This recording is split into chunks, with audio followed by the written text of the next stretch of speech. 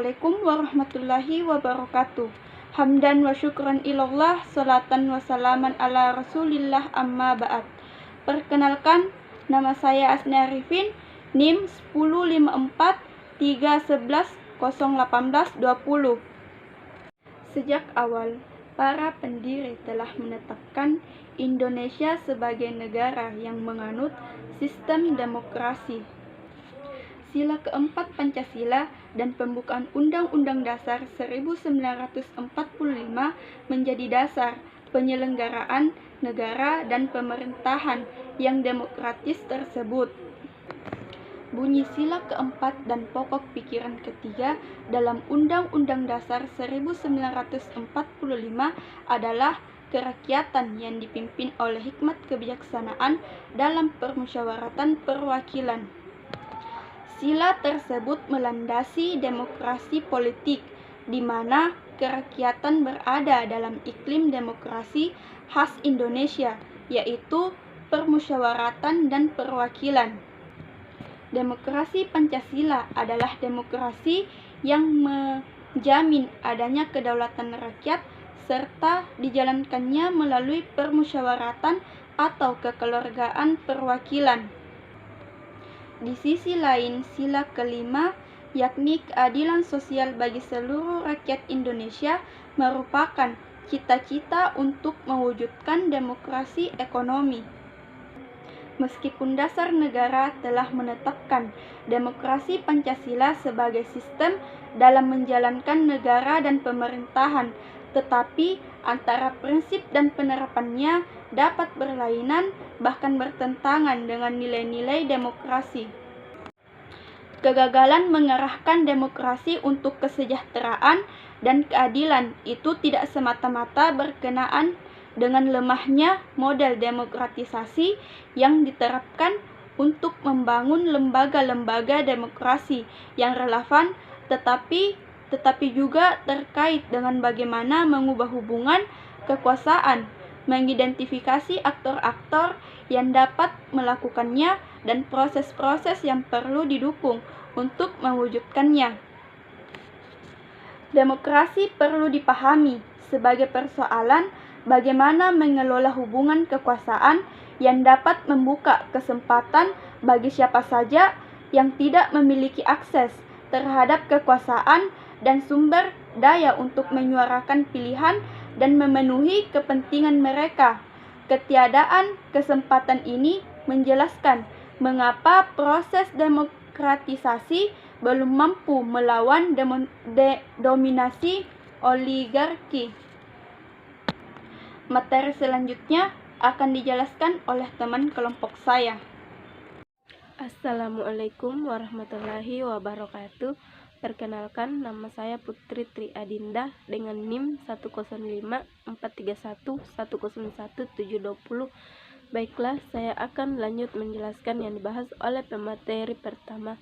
Langsung saja ke bagian B. Tantangan membangun politik kewargaan melalui pendidikan. Salah satu cara untuk mencapai demokrasi yang lebih substansif ialah dengan mendorong kapasitas dan partisipasi. Penguatan demokrasi melalui literasi kewargaan warga guna mengimbangi dominasi elit oligark. Untuk itu perlu mendorong tumbuhnya warga negara yang kuat dan organisasi sipil yang mampu menyuarakan aspirasi mereka guna memperbaiki kualitas demokrasi yang ada. Dalam wacana politik kewargaan, keterlibatan partisipasi individu dan kelompok masyarakat ini menjadi salah satu dari dua elemen lainnya, yaitu pengakuan, rekognisi, dan redistribusi hak-hak sosial. Politik kewargaan merupakan upaya untuk mendapatkan pengakuan kultural, keadilan ekonomi dan sosial, serta representasi politik. Ketiga, dimensi ini dapat dipahami sebagai perjuangan untuk mewujudkan politik yang substansif. Mempertimbangkan berbagai tantangan tersebut, maka upaya untuk meningkatkan literasi kewargaan menjadi penting sebagai usaha untuk meningkatkan partisipasi dan membangun kehidupan demokratis yang lebih baik. Dalam konteks ini, Pendidikan menduduki posisi vital dalam melakukan sosialisasi untuk menanamkan prinsip-prinsip demokrasi dalam kehidupan sehari-hari. Tujuan pendidikan dalam konteks demokrasi adalah menanamkan nilai-nilai kerja sama atau kohesi sosial, keadilan, rasa hormat terhadap perbedaan dan kalangan minoritas. Pendidikan peran penting dalam menumbuhkan sikap demokratis di kalangan siswa guna membangun kehidupan politik yang sehat. Namun demikian, kondisi dunia pendidikan ada kalanya justru diusik oleh politik praktis. Dunia politik menjadi salah satu biang keladi dari persoalan di dalam dunia pendidikan. Sekian dari saya dan akan dilanjutkan oleh rekan saya, yaitu Muhammad Naufal Makuraga. Assalamualaikum warahmatullahi wabarakatuh. Perkenalkan, nama saya Muhammad Naufal Makuraga dengan NIM 10543111620. Saya sebagai pemateri terakhir akan melanjutkan materi yang disampaikan oleh pemateri sebelumnya. Baik, langsung saja. Demokrasi dan politik kewargaan. Demokrasi seharusnya mampu menciptakan keadilan sosial dan kesejahteraan bagi masyarakat luas. Kemerdekaan menyatakan pendapat, kebebasan pers, dan pemilihan langsung, misalnya, merupakan instrumen pelibatan khalayak dan menentukan kebijakan publik.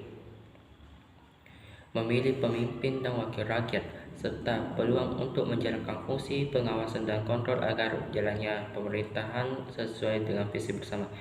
Jika demokrasi sekedar dirayakan sebagai mekanisme pergantian pemimpin dan wakil rakyat setiap 5 tahun sekali, tanpa mengindahkan prinsip dan nilai-nilai demokrasi yang seharusnya dipraktikkan dalam kehidupan sehari-hari, maka hanya akan terjebak pada mekanisme dan prosedur demokrasi dengan mengabaikan fungsinya untuk menciptakan keadilan sosial dan kesejahteraan masyarakat.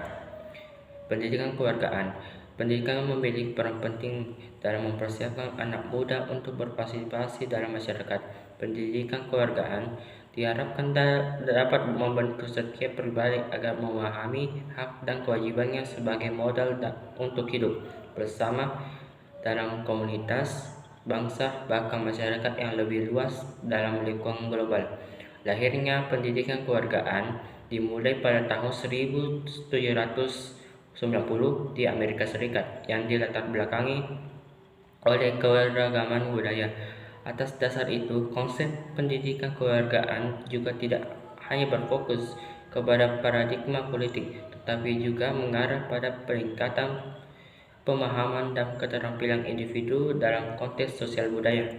Menurut Meira, terdapat 2 alasan mengapa pendidikan kewargaan dipandang penting. Pertama, untuk melanggengkan posisi negara itu sendiri.